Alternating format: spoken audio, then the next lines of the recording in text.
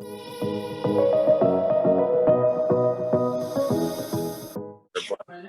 common misconception amongst the 50 amp plugins is that we're dealing with a 240 service. Well, not really. You can make an argument for it, but instead, actually, there's two separate hot legs coming into your coach at all times at that point. One runs one half of the converter, the other runs the other half of the converter. So there are no 240 appliances in here, like a washer, a dryer, oven at home. So we have two separate 120 legs, and when you plug into a receptacle, I've got a picture, but I couldn't find one. We've got 4 different slots to test. The easy one to remember is the one that's in the shape of a capital D. That's your ground. That's a hot leg, and that's a hot leg, and that's a neutral. So we get a lot of questions in regards to, hey, I've got no power. We've got power issues and stuff. We may start having you start here to figure out if we've got a problem with your power supply before we start digging into the coach. So what you're saying basically is 50 amp power has 2 power legs. You've got 1 power cord, so not everybody realizes that there's not just one leg. There's actually 2 legs running through that power cord, and each one powers half of the 110 side of the converter. 100%. Sometimes at parks, you can get into a situation where it's down a leg, or where there's only one of the hot legs coming through, and that would manifest itself for you in the camper as some of your stuff would work and some of it wouldn't. So how does this relate to a 12 volt? Where does that come into the coach? All right, the 12 volts are actually a fairly separate system with only a one crossover, really, and that would be at the converter, the charging system. But before we get into that, the 12 volt is going to be the items that are in your coach that are powered by battery, or could be powered by battery. And that would be things like your lighting, your exhaust fans, furnace. I'm not going to go into every one of them, but some of those things that are consistent amongst most coaches, furnaces, stuff like that. That's all run off of battery power, and 12 volt is charged by the converter, which is effectively a battery charger in this converter panel. And that will then convert the 120 coming in from your pedestal or a generator, and then change it into 12 volt charging power for your battery and keep your battery full while you're plugged in. So essentially the converter's purpose, it takes your 110 and your 12 volt, and kind of it's a common place for everything to come into together, and just it converts it to however you need it. So if you're plugged into shore power, now all of a sudden it's making your 12 volt stuff run off of the shore power. It most certainly is, because it's not drawing from your battery at that point in time. It's actually running off the converter at that point in time. So you should not be decreasing your battery voltage or using your capacity while plugged in. Okay, perfect. So inverters are becoming more popular. Whether you've got a residential refrigerator, you'll have an inverter on your coach. If you've got a solar package of any sort, you'll typically have an inverter. So as they become more popular, what's the purpose of an inverter, Jim? It's almost the exact opposite of a converter. Instead of 120 coming in, we take 12 volt from our battery bank and then invert it into 120 AC. With that, we're able to power the more residential appliances and receptacles that we're used to dealing with.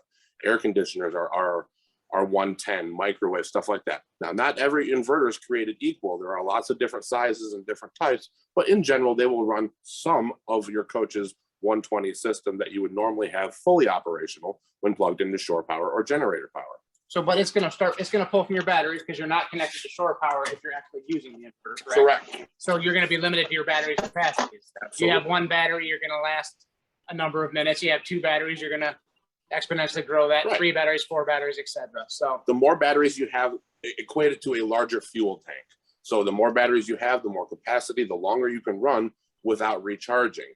And again, the more you use out of your inverter power, the more things you're asking of it, the more power is going to drain out of your battery.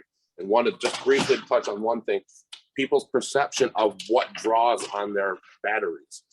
Something that seems small, like a curling iron, may indeed be a large draw. It's something that's going to draw down that battery a lot quicker than, say, plugging your cell phone charger in. Just an example, so that's something we'll touch on a little more later. So, okay, so now let's talk. We've talked a little bit about 12 volt, talked a little bit about 110 volt, how it kind of all comes into a common place. So now powering the unit. There's basically only 3 ways to power it. You've got your shore cord, goes from the coach to the power pedestal. You know, Jim talked about the 4 outlets. There's the prong end of it. This one's a little tired, but the one on the east and the west are your 2 power legs. That's a hot leg. That's a hot leg. that's a neutral and that's a ground. Okay. And obviously it plugs into the coach. One of the first things to check, if you are having intermittent power, make sure that you've twist locked this in and secured it tightly to the side of the RV. That's a good first place to check if you are having any sort of odd issue that you haven't had before. I can't tell you how many times we get a call, there's nothing powered in my coach, and ends up just simply being that this is not well seated, it's not fully turned and locked in. We got a loose connection, we don't have power. I mean, it could have simply been bumped by somebody walking by. Easily. An eighth of a turn could have easily done that. Easily.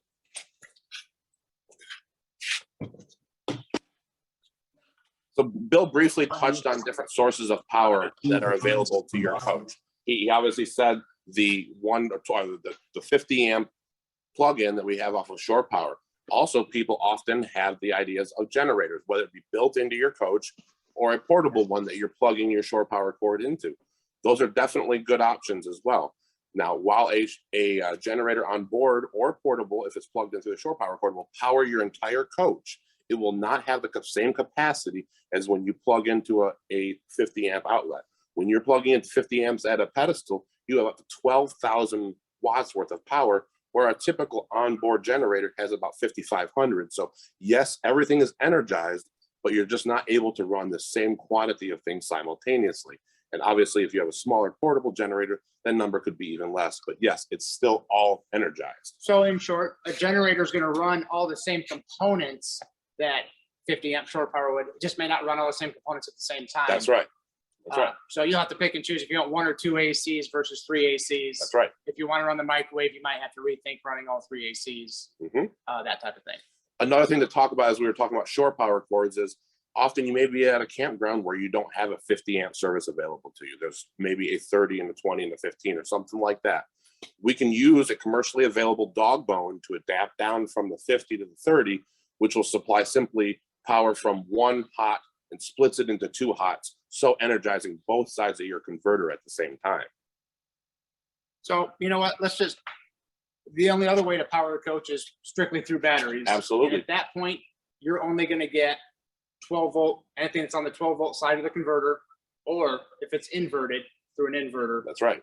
You'll have power to it. Typically, some of your coach is inverted. On higher package coaches, and people who put them in aftermarket, some people do invert the entire coach, but typically just a circuit or part of or maybe half of the panel may be inverted. So you may be limited to what you can use, but nevertheless, it's still the same concept, whether it's a small inverter or a large inverter. So again, you're going off of batteries, in most cases, you're going to be able to run your lights and some of your slide rooms, your hydraulic legs, that type of stuff. Correct. Typically, TVs, residential refrigerators, and that type of stuff will not work unless you have an inverter. That is correct. So we've covered 110 versus 112 volt, or 110 volt. What is it?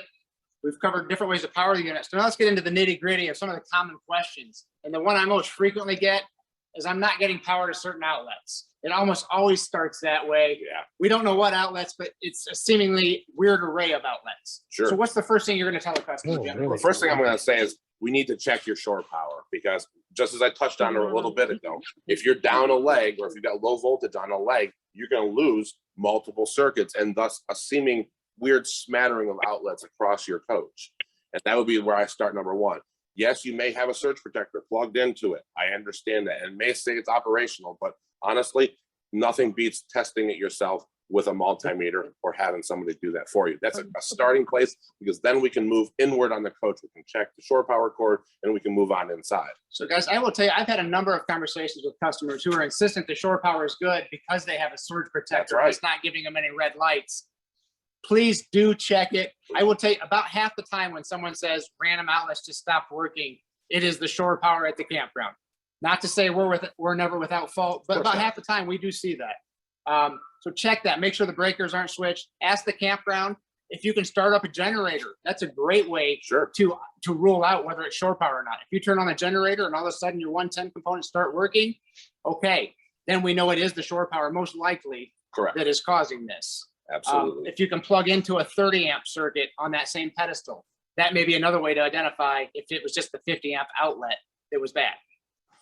A lot of these campgrounds out there do have aging infrastructure in them, and these things do occur at a more frequent basis than many people realize, and it causes a lot of people consternation at times. There are other things that could simply be the case. Obviously, just like in your home, if you've got something or you're lacking power on something, go to your circuit breaker panel. Take a look at those breakers. Are they tripped? Is any one of them tripped? Obviously, when it's tripped, just like in your house, it kicks to the straight position. Look at that. That may be a further indication of something to look into, or it may be something that you just may have overloaded the circuit and it popped, and then you reset it and you might be back in business. Just as easy as that. You know, I'll have oftentimes someone will call me and they'll tell me, hey, my TV went out, my theater seats don't work, and the outlets next to my bed don't work. I know What the heck is that? I know what that one is with our coaches, at least. In our situation, something that could be the inverter itself.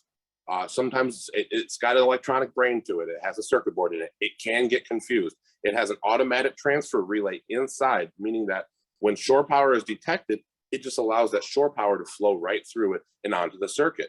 But when shore power is lost, it says no more shore power. I'm going to invert from my battery bank. I've had situations where these things get hung up kind of in limbo, where they're not allowing power to pass through, and thus the circuit's dead, but they're not inverting.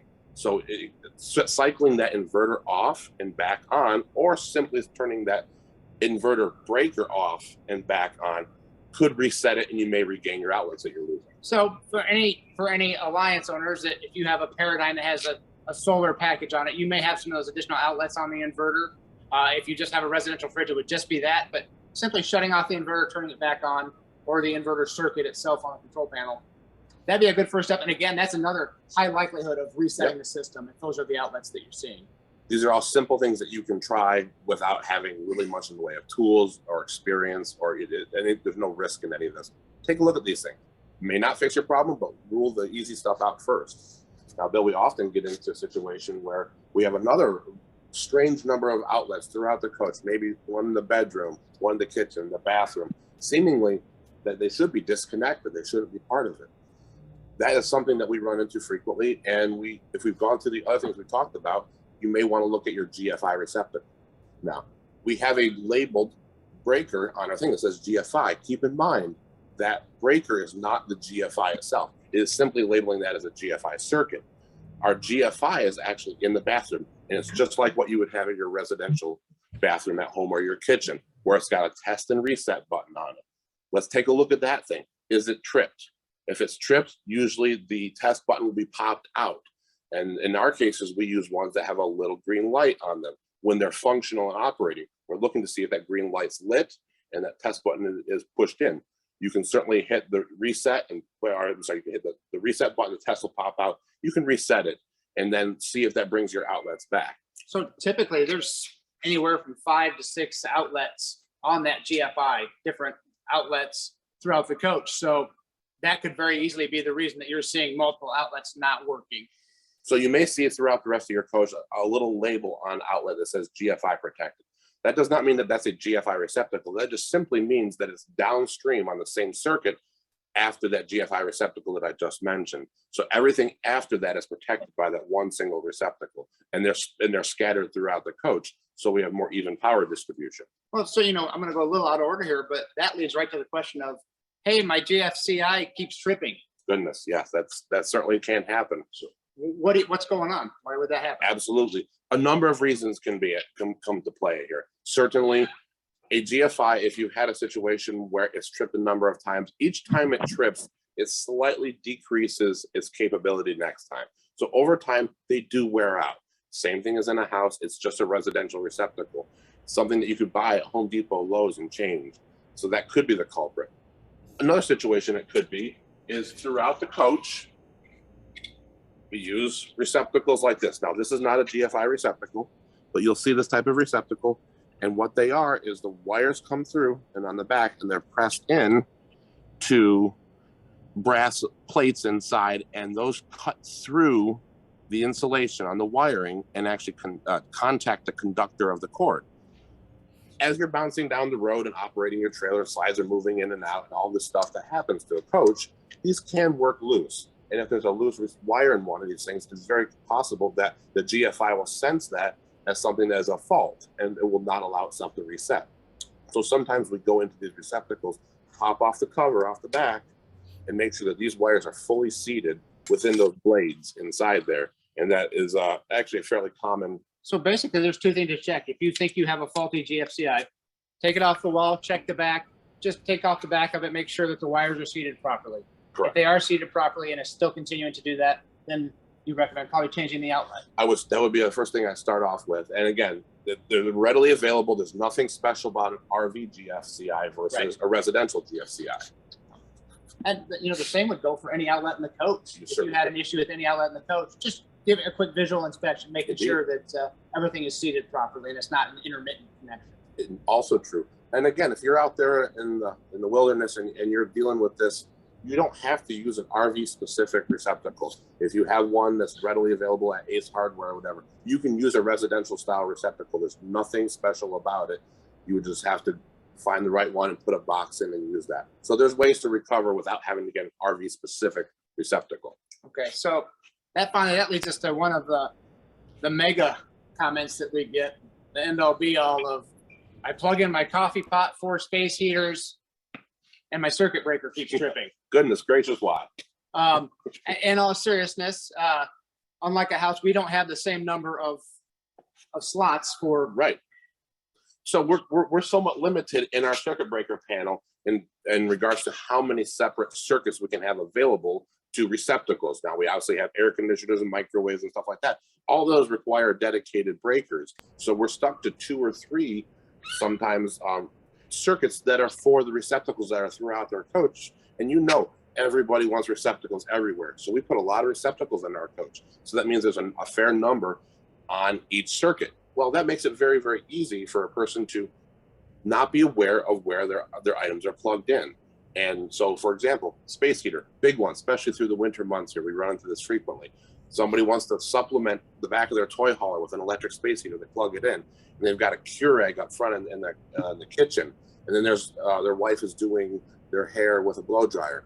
Those could all possibly be on the same circuit. And if they are, that will greatly exceed the 15 amp capabilities of that circuit breaker. It'll pop. People are like, wow, they're all over the coach. Why are they doing this? Well, we interlace our circuits throughout the coach so that we do have power distributed more evenly so that you can use multiple outlets in the kitchen with not running the risk of tripping that breaker. But there are solutions to this, though. In situations like this, when you're trying to run a heater, a curling iron, hot pots, all these large draw things that people may not realize you could use a dedicated circuit. Most coaches, all of our coaches have clothes washer, and dryer circuits. Those are dedicated 20 amp circuits. So in the rear of a toy hauler or in the front of any of the bedrooms, you can plug into the washer or dryer circuit and be fairly safe, because now you're on a dedicated circuit away from the GFI and away from the general. So your Keurig, your hot pot, your air fryer, all those other high draw items will not be drawing from that same circuit, much less chance of popping that breaker. So just be knowledgeable of your high draw items. Anything that generates heat, curling irons. Last time Jim used one, that's what happened. Man, that's the type of stuff that's going to draw the high amps. You put a couple of those on one circuit, you're going to well exceed the 15 amp capacity of any circuit. Some of the things that people don't realize, I'm just going to quickly go through a lot that I run into again. Electric heaters, curling irons, hair dryers, hot plates, crock pots, coffee makers, air fryers. I think I already said coffee makers, but any of these things that use a resistance heating element tend to be very high draw, even if they may be a physically small item. Just something to be considering as you're choosing what you're using and where throughout your coach. So Jim, I think we're getting a little short on time here, Okay. But let's, one final topic is you have no shore power, you have no generator power, you're getting packed up, you're left with battery power. So you need to run those key systems to get your coach going. That's going to be your leveling system and your slide rooms. What is low battery power? What's that mean? And what are you going to see if you have it? It happens a lot in a situation where we've used some things, we haven't charged for whatever reason, our battery power is dropping to 12 volts or lower, and you go to push that slide in and it comes in part way and it stops. And then you get some weird sounds coming out of the pump up front if you got a hydraulic system. What's going on? What's going on? Anything below at about 12 volts in a typical system like this could be considered low voltage, and you're going to get strange sounds coming from your pump, from your slide systems, stuff like that. When you're trying to lift your legs, they come up and stop. It's unfortunate. You have to get that battery voltage back up. And really, there are a few ways of doing it. You could run your generator, you could plug back in, you could hook up to your truck, but we do have to get that voltage back up so that we can suck in everything so we can go on down the road. A quick remedy to that is if you do have a jump pack or a battery pack that you can carry with you, that's a great way. If you ever were to run your battery out, you have that in the back of your truck, you can plug it up for that quick. Sure. That often will put you over the edge. In fact, that's what transporters use a lot, to be able to move things, their legs and stuff on their coaches while they're moving them. They carry a jump pack with them just to give them that extra oomph when they need it. Well, guys, that's kind of our service items for the night. Just kind of run through the basics of electric. We'd love to welcome your questions and help if there's anything more technical you'd like to ask. Buy one. Keep it with you at all times in your coach. It doesn't have to be this brand. This is my tool of choice. It doesn't have to be anything. It doesn't have to be as fancy. It doesn't have to have an amp clamp. But with this, I can help you. We can help you over the phone because we can get information from you. What is it, Jim? That is a multimeter. Everyone ought to have at least one. I think I own about 7 of them, and they're all in different spots. One of the best things that you could ever have as an RV owner and operator is the ability to read electrical data. And then if you give it to us, we can work on solutions for you. Otherwise, nothing works. Well, that doesn't help a whole lot. Boy, my coffee pot doesn't work. Well, why doesn't it work? Maybe the coffee pot's dead. We don't know. Anyway, but this helps us help you. That's all.